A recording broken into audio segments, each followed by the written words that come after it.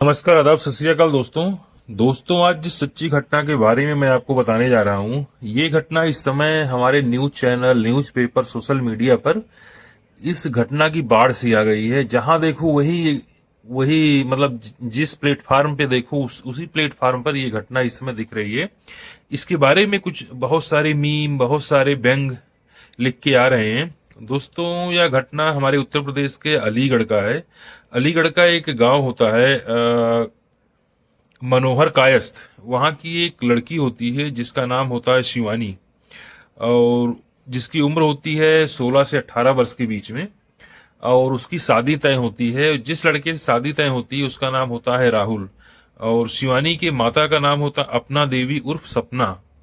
और शिवानी के पिताजी का नाम होता है जितेंद्र उर्फ जीतू। तो अक्टूबर 24 में इन दोनों लोगों की शादी होती है। और लड़का भी, राहुल भी अलीगढ़ जिले का ही रहने वाला होता है। और मतलब लोगों के मन के हिसाब से, लोगों की पसंद के हिसाब से ही शादी होती है। लड़का और लड़की एक दूसरे को देखते हैं।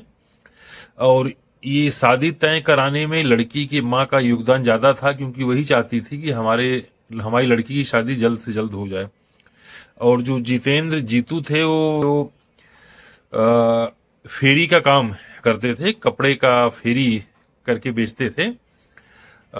साल में एक या दो बार घर आते थे, महीना 2 महीने रुकते थे, फिर उसके बाद निकल जाते थे। तो घर का सारा काम अपना देवी, मतलब शिवानी की माँ जो होती हैं, वही देखती हैं। और शादी की डेट निकल आती है। शादी की डेट जो होती है वो 16 अप्रैल होती है। और शादी की डेट जब कंफर्म हो जाती है, उसके बाद घर में हर एक चीज की तैयारी शुरू हो जाती है शादी से रिलेटेड। मतलब क्या सामान लाना है, हलवाई को कहाँ करना है, टेंट कहाँ लगना है, टेंट वाला कौन होगा। मतलब जो भी शादी की तैयारियां होती हैं सब जोर शोर से शुरू हो जाती हैं। और मिठाई कौन कौन से बनने हैं, पकवान क्या होगा, सारी चीजें जो है शादी में जो भी होता है वो सब शुरू हो जाता है। और उधर जो है राहुल की बीच में तबीयत खराब हो जाती है। और तो शिवानी की माँ उसको देखने जाती है, और दोनों आपस में बातचीत पहले से ही, मतलब बातचीत होती रहती है, लेकिन उतना बातचीत नहीं होती, सिर्फ काम की और शादी से रिलेटेड या क्या करना कैसे, उस चीज को लेके बातें होती हैं।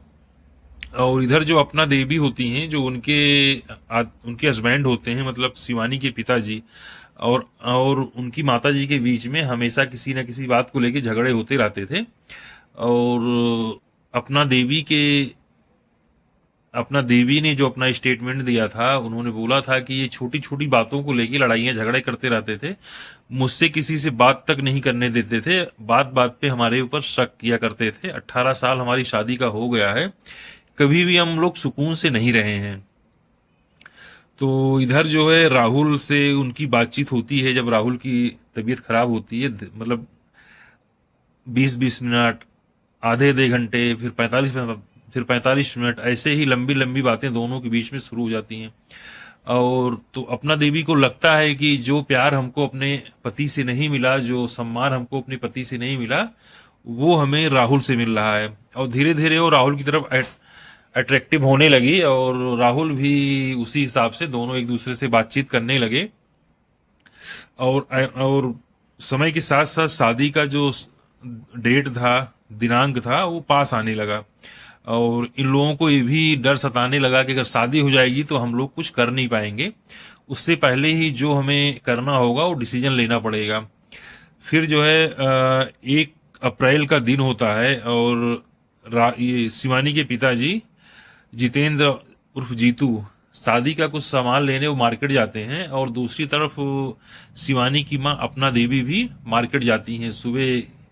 वो करीब 10:30-11 बजे जीतू निकल जाते हैं, और सपना देवी जो है, अपना देवी और सपना भी करीब 12-1 बजे मार्केट के लिए निकल जाती हैं सामान लेने।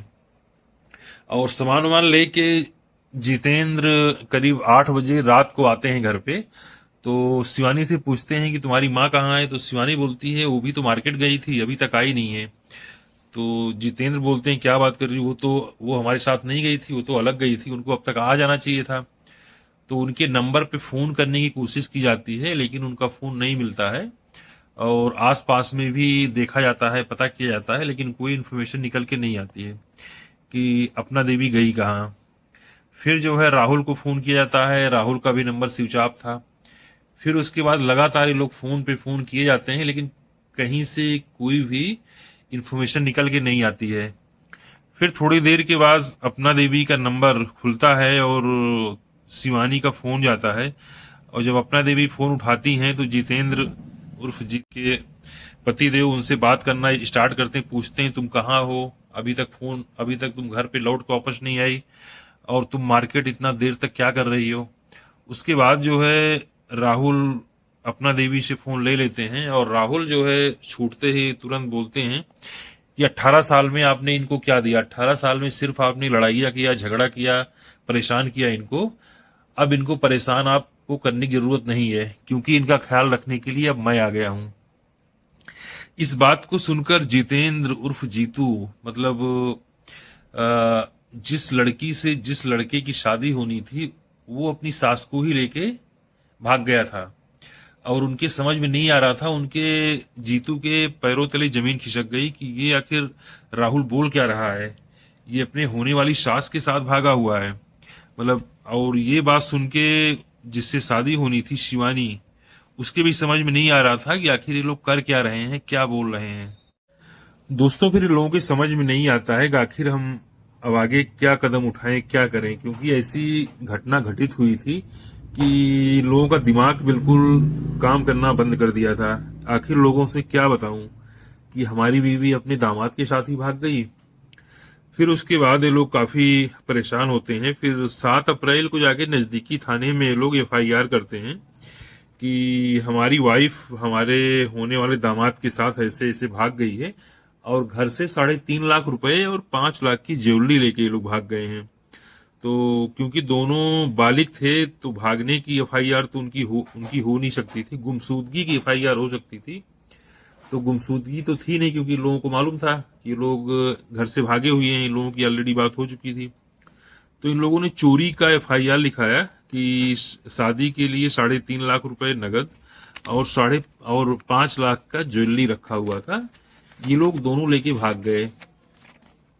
और जब पुलिस इस केस की तहकीकात करती है और आती है लड़की वाले के घर, बात करती है, तो लड़की एक खुलासे और करती है, बोलती है कि हमारी माँ करीब 1 सप्ताह पहले हमारे होने वाले पति मतलब राहुल को 80,000 का आईफोन लेके भी दिया था।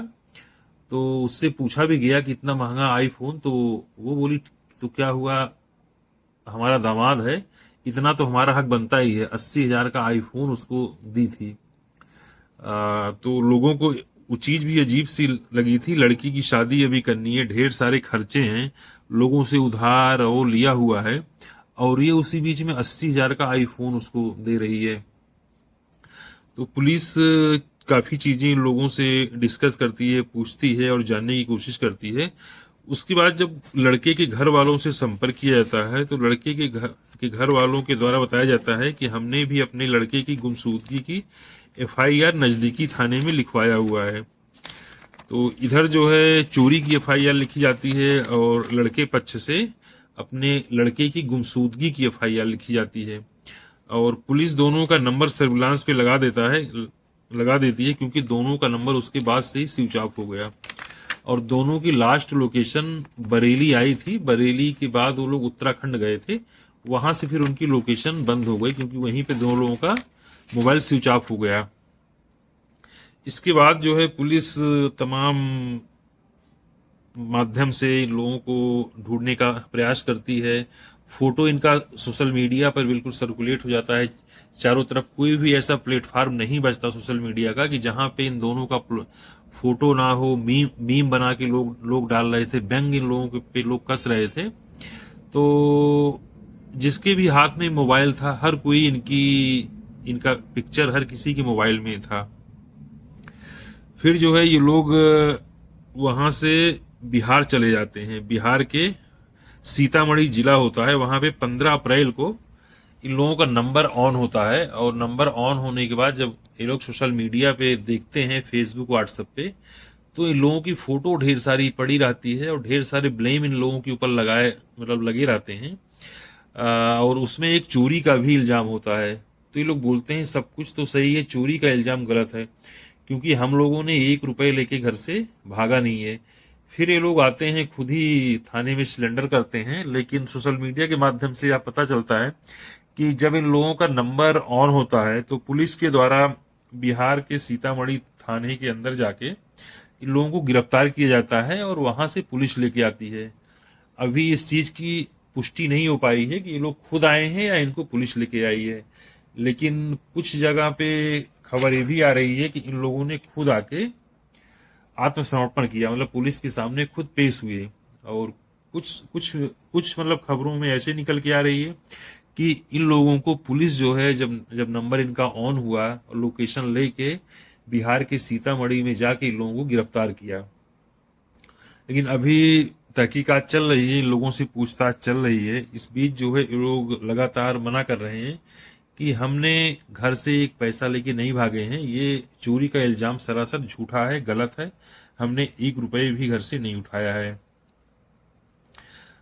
उसके बाद जो है ये उसकी माँ बोलती भी है, लड़की की माँ बोलती है, अपना देवी पुलिस को बयान देती है कि शादी के बाद से ये हमें टार्चर करते आए हैं। कभी भी हमें कोई भी मतलब शादी से के बाद से कोई भी इनके पक्ष से पॉजिटिव रिस्पांस मुझे कभी नहीं मिला। बात बात पे लड़ाइयाँ, बात बात पे हमारे ऊपर ब्लेम लगाना, किसी से मैं अगर बात कर रही हूँ तो उसको उसका नाम मेरे साथ जोड़ना, ये पिछले 18 साल से हमारे साथ करते आए हैं। और मैं उन्हीं सब चीजों को लेके, और हमारा और हमारे हमारे जो दामाद, होने वाले दामाद थे लेकिन हुए नहीं, तो दामाद का नाम ही नहीं आता उसमें। तो दोनों लोगों का दिल मिला और दोनों लोग बात किए, आपस में एग्री हुए और शादी कर लिया। अभी उन लोगों के द्वारा ये भी बताया जा रहा है कि हमने मंदिर में शादी कर ली है, लेकिन लड़की, उनकी लड़की और उनके पति के द्वारा यही चीजें जानने की कोशिश की जा रही है।